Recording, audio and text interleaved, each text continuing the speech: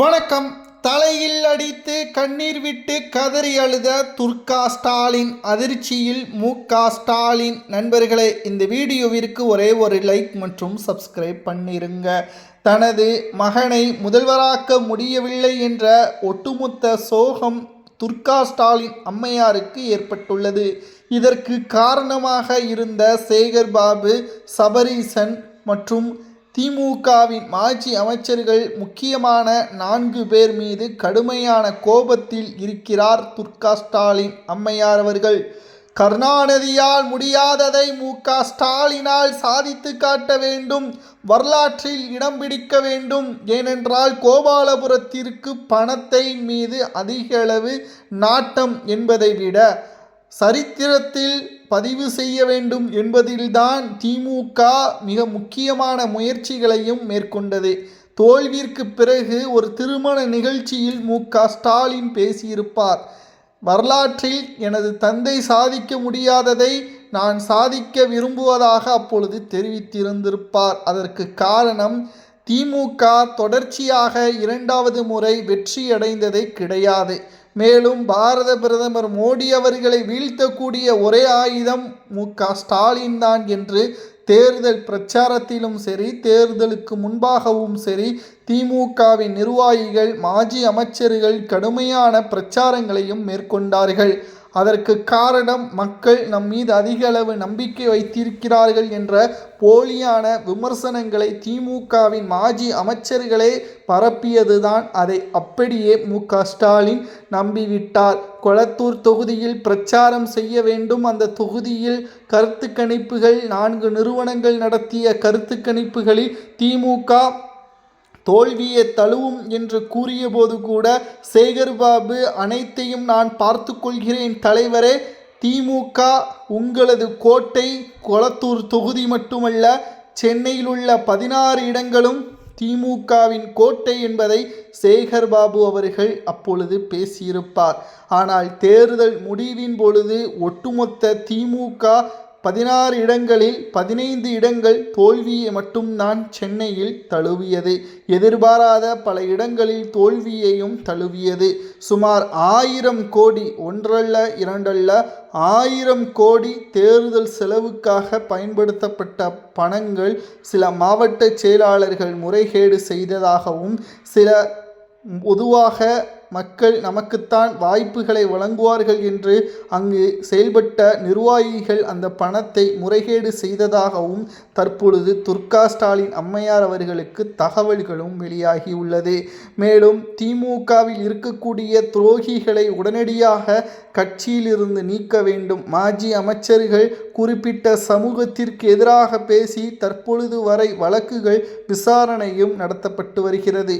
பொன்முடி அவர்களது வழக்கு இன்று வரை நடைபெற்றுதான் வருகிறது. குறிப்பிட்ட சமூகத்திற்கு எதிராக மேடையில் ஆபாசமாக பேசியதும்.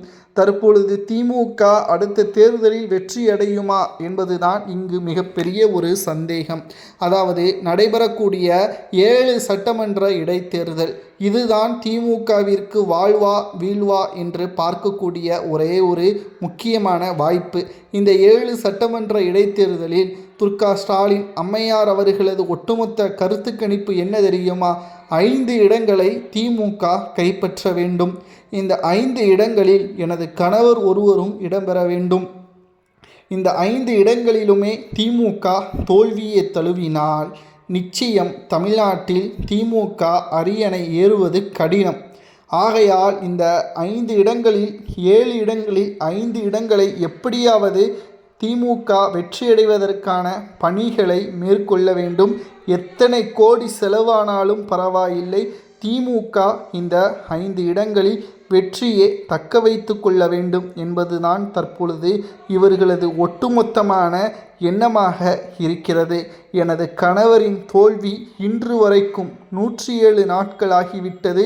இன்று வரைக்கும் எனக்கு தூக்கம் இல்லை. இரவு முழுவதும் மனவேதனையில் இருக்கிறேன். யாரோ ஒருவர் 2 ஆண்டுகளில் கட்சியை தொடங்கி 75 ஆண்டுகள் பாரம்பரியமிக்க ஆலமரத்தை ஒரே நேரத்தில் சரித்துவிட்டு அரியணையில் ஏறி எனது கணவரை சட்டப்பேரவைக்குள் உள்ளே அனுமதிக்காமல் எனது மகனை எதிர்க்கட்சி தலைவராக உள்ளே வரவழைத்து அவனையும் அவமானப்படுத்தி சட்டப்பேரவையில் யாரோ ஒருவர் முதல்வராக இருக்கிறார் என்றால் அதை எப்படி என்னால் ஏற்றுக்கொள்ள முடியும் என்று மாஜி அமைச்சர்களை லெஃப்ட் ரைட் வாங்கியுள்ளார். இத்தனை கோடிகளை சம்பாதித்து பெருமைகளை பேசிக்கொண்டு திமுக தேர்தல் நேரத்தில் வேலை செய்யாமல் கோட்டை விட்டு விட்டீர்கள் என்று கடுமையான கோபத்தில் துர்கா ஸ்டாலின் அம்மையார் இருக்கிறார் என்ற தகவலையும் நம்மால் பார்க்க முடிகிறது. இனி வரக்கூடிய எந்த ஒரு தேர்தலிலும் திமுக கவனம் இல்லாமல் செயல்பட கூடாது.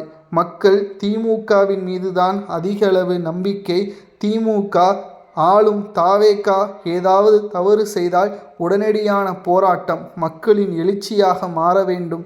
இல்லையென்றால் தமிழ்நாட்டில் திமுக முழுவதும் அகற்றப்படும் என்ற எச்சரிக்கையையும் துர்கா ஸ்டாலின் அம்மையார் அவர்கள் தெரிவித்துள்ளதாக அரசியல் வட்டாரத்தில் நம்மால் பார்க்க முடிகிறது.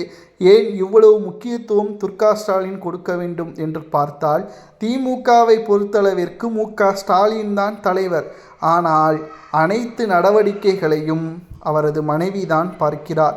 கலைஞர் அவர்களது மறைவிற்கு பிறகு துர்கா ஸ்டாலின் அம்மையார் அவர்களது திட்டம்தான் 2021 வெற்றியடைய காரணமாக அமைந்தது. மேலும் தற்பொழுது கூட்டணியும் திமுகவிற்கு இல்லை. மிகப்பெரிய ஒரு இழப்பு. அதுவும் ஒன்றல்ல இரண்டல்ல, இருக்கக்கூடிய அனைத்து தொகுதிகளிலும் திமுக கூட்டணி இல்லாமல் போட்டியிடக்கூடிய நிலைமைதான் உருவாகியுள்ளது. இதனால் 100%த்தில் 75% மேலான வாக்குகளை பெற வேண்டும். இது குறையும் பட்சத்தில் தமிழ்நாட்டில் கொஞ்சம் கொஞ்சமாக அல்ல, முழுமையாகவே திமுக துடைத்து எறியப்படும் என்ற எச்சரிக்கையையும் துர்கா ஸ்டாலின் அவர்கள் வெளிப்படுத்தியுள்ளார். இது அரசியல் வட்டாரத்தில் மிகப்பெரிய அளவில் அதிர்வலைகளை ஏற்படுத்தியுள்ளது. மேலும் கடந்த 5 ஆண்டுகளில் திமுகவின் மாஜி அமைச்சர்கள் செய்த ஊழல், முறைகேடு, டெண்டர் ஊழல், சட்டவிரோத பண பரிவர்த்தனை அனைத்து ஆதாரங்களும் தாவேகா அமைச்சர்கள் சேகரித்து வைத்திருக்கிறார்களாம். அதை எல்லாம் உடனடியாக பறிமுதல் செய்து அவைகளை எல்லாம் அழித்து நீதிமன்ற வழக்கை நாடாமல் மக்களிடம் நல்லவர்களாக காட்ட வேண்டும். இல்லையென்றால் நீங்கள் அடுத்த முறை தேர்தலில் போட்டியிட முடியாது என்று எச்சரிக்கையையும் செய்துள்ளார் என்ற தகவல் தற்பொழுது வெளியாகியுள்ளது. திமுகவின் நிலைமை இப்படி மாறும் என்று ஒருபோதும் ஸ்டாலினோ அவரது மனைவியோ நினைத்திருக்க மாட்டார்கள். மிகப்பெரிய ஒரு தோல்வி அடைந்த பிறகு வருகின்ற சட்டசபை இடைத்தேர்தல் 7 இடங்களில் திமுக எத்தனை இடங்களை கைப்பற்றும் என்பதை மக்களாகிய உங்களது கருத்துக்களை மறக்காமல் கமெண்ட் வாயிலாக கூறுங்கள். நன்றி, வணக்கம்.